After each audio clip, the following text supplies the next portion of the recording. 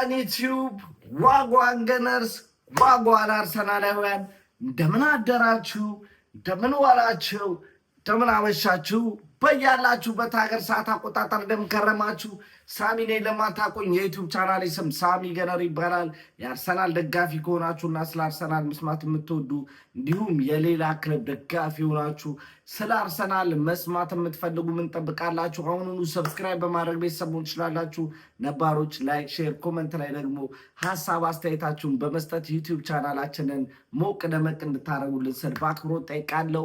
ይህንንም ቪዲዮ ስትጀምሩ ላይክ እያደረጋችሁ ጀምሩ። ላለው አርሰናል በግማሽ ፍጻሜ የካራቦ ካፕ መርሃ ግብር በጣም ቀለል ያለ መርሃ ግብር ከሜዳው ውጭ ተጉዞ ቸልሲን በስታንፎርድ ብሪጅ አስተናግዶ 3-2 በሆነ ውጤት ማሸነፍ ችሏል።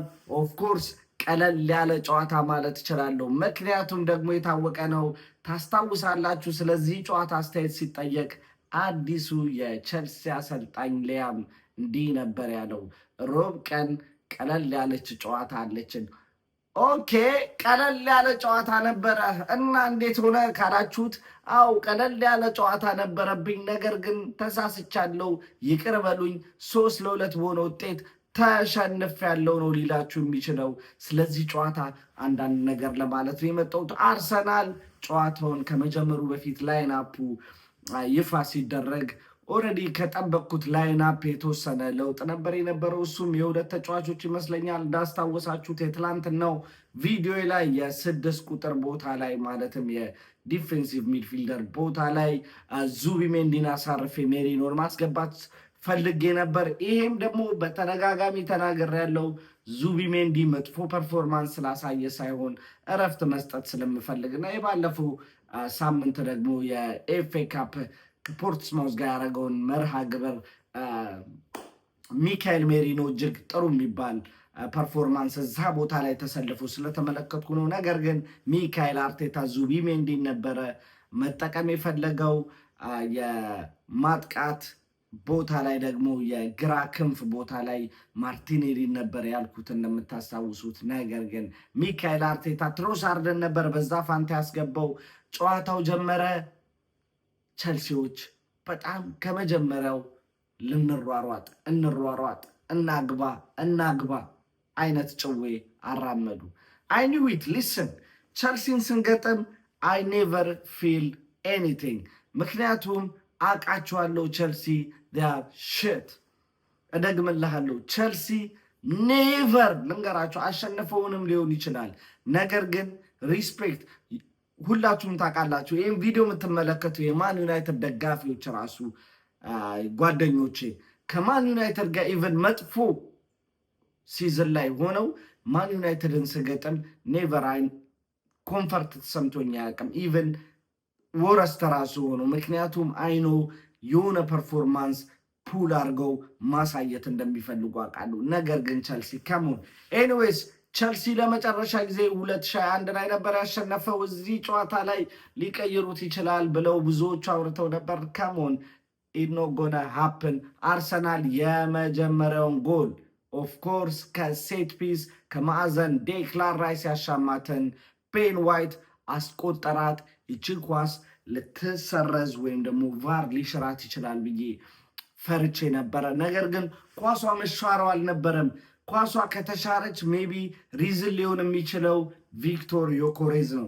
ታውቃላችሁ ደግሞ ቪክቶር ዮኬሬዝ ያለበትን የስነ ልቦና ጫና አሁን የነበረበትን። ስለዚህ ያቺ ጎል እንዳትሰረዝ እጅግ በጣም በቋጠሮም በጸሎትም ተግቼ ነበረ። እግዚአብሔር ሰምቶኛል። ምናልባትም ይችን ኳስ ፔፔ ጋርዲዮላ አይቷት ፊውም እንደሚሆን አልጠራጠርም፣ እጅግ እንደሚበሳጭ። ምክንያቱም ትላንትና አንቷን ሴሜኖ ካስቆጠራትና ዲስአላውድ ከተደረገችው ከተሰረዘችው የማንቸስተር ሲቲ ጎል ጋር የሚያመሳስል ነገር አላቸው። ፈርስት ሃፍ ቀጠለ። ቸልሲዎች ፖዚሽን ተቆጣጥረው ነበረ። ነገር ግን በሙከራ ረገድ ያን ያህል የሚባል ሙከራ አላደረጉም። አንድ ሙከራ ነበረ በስቴቫው አማካኝነት ቲምበር እውነት ለመናገር ደህና በሚባል ሁኔታ ስቴቫውን ሊቆጣጠረው ሞክሮ ነበረ። ግን ከቲምበር አልፋ የተሞከረችውን ቻንስ ኬፓ በሚገባ መልኩ ያችን ኳስ ማዳን ቻለ። በዛው መልኩ ጨዋታው ቀጠለ። አርሰናልም የራሱ ሙከራዎች ማድረግ ችሎ ነበር። አንድ እንዲሁም ጥሩ ሙከራ በማይገመት ሰው በሳሊባ አማካኝነት አድርገን ነበረ። ለጥቂት አቅጣጫዋን መጠበቅ ሳትቀር ወታለች። ቱ ቢሆነስት በዚህ ይሄ ጨዋታ አይኖ ስታንፎርድ ብሪጅ ላይ ነው 3-2 አሸንፈናል። ነገር ግን ሊስን ከዚህ በላይ ግቦችን አስቆጠረን 5-2 4-2 የሆነ ውጤት ጨዋታውን መደምደም እንችል ነበር ብዬ አስባለሁ። ለቀጣዩም ሁለተኛውን ሌግ እንዳያስቡ ኢምፖሲብል ማድረግ የምንችልበት ቻንስ ነበር ብዬ አስባለሁ። ኤኒዌይስ ሰከንድ ሃፍ ጀመረ። ኦፍኮርስ ሰከንድ ሃፍ ሲጀምር መጀመሪያ ስታት የወጣው ነገር ቢኖር ከ45ኛው ደቂቃ እስከ 60ኛው ደቂቃ ግብ ማስቆጠር ብሎ አንደኛ አርሰናል ላይን አመጣ፣ ሁለተኛውን ቸልሲ አመጣ። ኦፍኮርስ እንዲህ ነው ያልኩት። ስቲል እዚህ ላይ ስታቱ መጥቷል። በስታቱ ራሱ ከሄደን እኛንን ተጠቃሚ ወይ ደግሞ የኛ ነው ቻንሱ ብዬ አስቤ ነበረ። እንደሆነውም ነው የሆነው። ቡካዮ ሳካ ከክንፍ በኩል ጥሩ ኳስ ድሪብል አደረገ። ሴንተር ማድረግ ቀድሞ ይችል ነበረ፣ ነገር ግን አላደረገውም። ያን ሰዓት ላይም ታዩታላችሁ። ቪክቶር ኮሬዝ ሪያክት አድርጎ ነበር፣ ተናዶ ነበር። ለምንድን ነው ቀድመ ያን ኳስ ያላክልኝ ብሎ በብስጭት ላይ እያለ ቡካዮ ሳካ ያችን ኳስ ለቤን ዋይት አቀበለው። በምታውቁት መልኩ ቤን ዋይት ደግሞ ሴንተር አደረገ። ሳንቼዝ የሳንቼዝን ውለታ እንዴት ነው የምንመልሰው? ሳንቼዝ ከእጁ ላይ የሸለከችውን ኳስ ቪክቶር ኮሬዝ ተከላካዮቹን በትከሻው በጀርባው በምናምኑ ሸፍኖ አርሰናል 2 ቸልሲ 0 መሆን ቻሉ። ጨዋታው ቀጠለ። እውነት ለመናገር ከዛ ቸልሲዎች ለውጥ ማድረግ ፈለጉ። ገርናቸውን ቀይረው አስገቡ። ሌላም የተከላካይ መስመር ተጫዋቾች ከገርናቸው ጋር ማስገባት ችለው ነበር። ከዛም በኋላ ግን አንድ ኳስ ላይ ዴጋርድ በአየር ላይ የመጣችን ኳስ ተች አድርጎ ለዙቢሜንዲ ለማቀበል ሞከረ። ነገር ግን ዙቢሜንዲ ተንሸራቶ ነበር። ተንሸራቶ ራሱ ተስፋ አልቆረጠም። ኳሷን ለማትረፍ ሞክሮ ነበር። ነገር ግን እዛው ተልከስክሳ ጨዋታ ውስጥ መሆን ቻለች። ከዛ ለፔድሮ ኔቶ ያች ኳስ ደረሰች። ፔድሮ ኔቶ በቀኝ እግሩ ክሮስ ያደረጋት። አሁንም ያችን ኳስ በመከላከል ሂደት ላይ ቤን ዋይት ተንሸራቶ ወደቀ።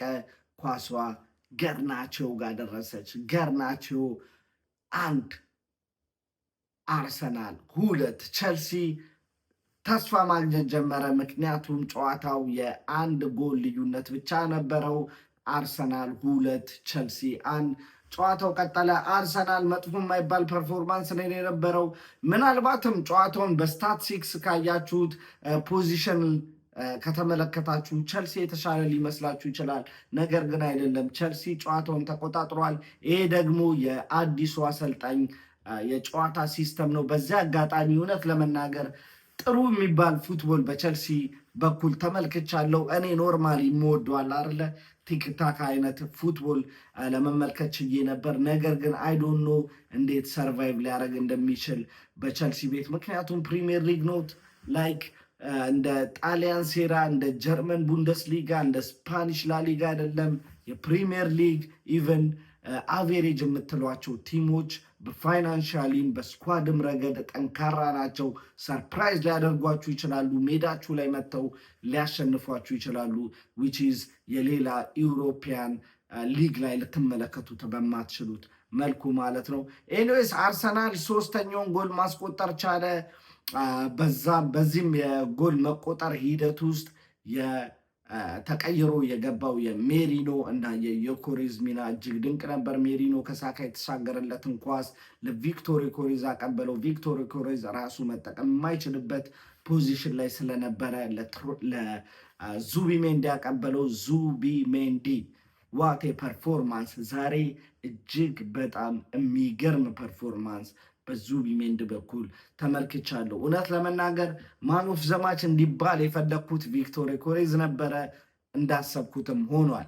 ነገር ግን ዙቢሜንዲ ራሱ ማን ኦፍ ዘ ማች የሚያስብል ድንቅ ፐርፎርማንስ ነበረ ዛሬ ያደረገው ማለት ነው። አርሰናል 3-2 ጨዋታውን መምራት ቻለ። እውነት ለመናገር አራተኛ አምስተኛ ጎሎችን ነበር በዛ አጋጣሚ ስጠብቅ የነበረው። ነገር ግን አሁን የተሻማ ኳስ ከማዕዘን የተሻማ ኳስ ኬፓ አሪዛባላጋ እዚህ ኳስ ላይ እሱን ብሌም ለማድረግ እገደዳለሁ። ምክንያቱም እንደዚህ አይነት ኳሶችን ፓንች ለማድረግ ስትወጡ እርግጠኛ መሆን አለባችሁ። ኢቭን ፓንቹ ራሱ ባይሳካ መውደቅ ወይም ደግሞ ታይሚንጋችሁ ዲሌ መሆን የለባትም። ወደ ሁለተኛው አክሽን ቶሎ ወደ ተግባር መግባት ነበረባችሁ። ነገር ግን እንደዛ ባለማድረጉ ገርናቾ ምናልባትም እዚህ ጨዋታ ላይ አቻ ወይም ደግሞ ቸልሲ ቢያሸንፉ ኖሮ ገርናቾ ማን ኦፍ ዘ ማች መሆን ይችል ነበር። ምክንያቱም ሁለተኛውን ጎል አስቆጠረ። እጅግ በጣም የሚያበሳጭ ጎል ነበረ። ኤኒዌይስ በእኔ በኩል እጅግ በጣም ደስተኛ ነኝ። ዋይ ካላችሁኝ ምክንያቱም ኢትስ ለንደን ደርቢ ድጋሚ አሁንም ለ5 ዓመታት አርሰናልን መርታት ያቃተው ቸልሲን በሜዳው ሄደን ቀለል ባለ ፐርፎርማንስ 3-2 በሆነ ውጤት ማሸነፍ ችለናል። እዚህ ጨዋታ ላይ የተጫዋቾችን ፐርፎርማንስ ከገመገምን የጨዋታው ማን ኦፍ ዘ ማች መሆን የቻለው 1 ጎልና 1 አሲስት ማድረግ የቻለው ቪክቶር ዮኬሬዝ ነበር። ነገር ግን ኢትስ ኖት ኦንሊ ቪክቶር ዮኬሬዝ 1 ጎልና 1 አሲስት ያደረገው ቤን ዋይትም እዚህ ጨዋታ ላይ 1 ጎልና 1 አሲስት ማድረግ የቻለ ነበር። ነገር ግን ያው ማን ኦፍ ዘ ማቹ ወደ ቪክቶር ዮኬሬዝ ሄዷል። ታውቃላችሁ ምን ያህል ባክ እያደረግኩት እየተከላከልኩለት እንደነበረ ለቪክቶር ዮኬሬዝም የትላንትናውን ቪዲዮ ላይ ምኞቴን እዚህ ጨዋታ ላይ ትልቅ ጌምም ስለሆነ እዚህ ጨዋታ ላይ ግብ አስቆጥሮ ወደ ኮንፊደንሱ እንዲመለስ ፈልጌ ነበር። እዚህ ጨዋታ ላይ አሪፍ የሚባሉ እንቅስቃሴዎች ሲያደርግ ነበረ ከጎሉም ከአሲስቱም በተረፈ ማለት ነው። ነገር ግን ታውቃላችሁ የእንግሊዝ ሚዲያ ለትችት በጣም የሚቸኩለው ጨዋታው ላይ ራሱ ትንሽዬ በጨዋታ ትንሽ ተች ወይም ደግሞ አነስተኛ የኳስ ንክኪ የነበረው ተጫዋች ብሎ ምናምን ስታትስ እያወጣ ነበረ። አይ ዶንት ኖ ያ ምን እንደሚያደርግ። ምክንያቱም ሂዝ ስትራይከር አጥቂ ነው፣ ብዙ ኳስ የመንካት ግዴታ የለበትም። በጨዋታው ላይ ጠፍቶ ብሎ ራሱ በአንድ ተች 1 ጎል አስቆጠሮ 1-0 አሸንፈን ምንወጣበት ቻንስ ሊፈጠር የሚችልበት ነገር አይጠፋም። ምክንያቱም አጥቂ ነው፣ ስራው መግደል ነው። ኤኒዌይስ በቪክቶር ዮኬሬዝ በኩል ጥሩ እንቅስቃሴ ተመልክቻለሁ።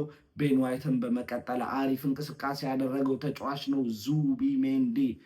ዋው እጅግ በጣም የሚገርም ፕሬሲንጉም ሁሉም ነገር በዙቢሜንዲ ዛሬ ተመለከትኩት።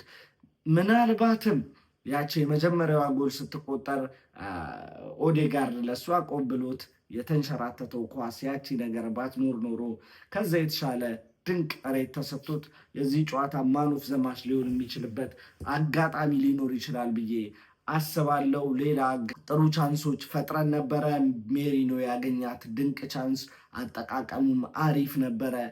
ጎሎና አርሰናልን 4-2 ማድረግ የምትችል ድንቅ ቻንስ ነበረች። ነገር ግን ሳንቼዝ መልሷታል በሴት ፒስ። ጋብርኤል ማጋሌዝም 1 ጥሩ ቻንስ አግኝቶ ነበር ከመሬቱ ጋር አንጥረው የሞከራት፣ እሷም አቅጣጫዋን ሳትጠብቅ ወታለች ማለት ነው። ከብዙ በጥቂቱ አሪፍ ፐርፎርማንስ ነበር። ቡካዮ ሳካ ያን ያህል ጥሩ ነበር የሚባል ፐርፎርማንስም ባይኖር፣ ነገር ግን ጨዋታው ላይ የተወሰነ የራሱን አሻራ ማሳረፍ ችሏል። ምክንያቱም ሰከንድ አሲስት ያቺ ሁለተኛዋ ጎል ስትቆጠር ለቤን ዋይት ያቀበለው እሱ ነበረ። ኩኩሬላን ቢጫ ካርድ እርሊ እንዲያገኝ አድርጎ ጨዋታውን በሰቀቀን እንዲጨርስ ያደረገበትም ተቀይሮ እስኪወጣ ድረስ ያደረገበትም አጋጣሚ ነበረ። ዋናው ነገር ግን ከሜዳችን ውጭ ያደረግነውን የመጀመሪያ ዙር የግማሽ ፍጻሜ የካራባኦ ካፕ መርሃ ግብር በስታንፎርድ ብሪጅ የለንደን ደርቢ ተቀናቃኝ አይደለም አሽቋላጩን ቲም ቼልሲን ቼላውን በሜዳውና በደጋፊው ፊት 3-2 በሆነ ውጤት ገርፈነው እንግዲህ ለቀጣዩ ጨዋታ እንዘጋጃለን ማለት ነው። ቀጣዩ ጨዋታ ቅዳሜ የሚደረግ ጨዋታ ነው። እሱም በፕሪሚየር ሊግ ከሜዳችን ውጭ ተጉዘን በሲቲ ግራውንድ ኖቲንግሃም ፎረስትን የምናስተናግድበት ጨዋታ አለ። እዛ ጨዋታ ላይ የተወሰኑ የተጫዋቾች ሮቴሽን እና 3 ነጥብ የምጠብቅበት ጨዋታ ነው ማለት ነው።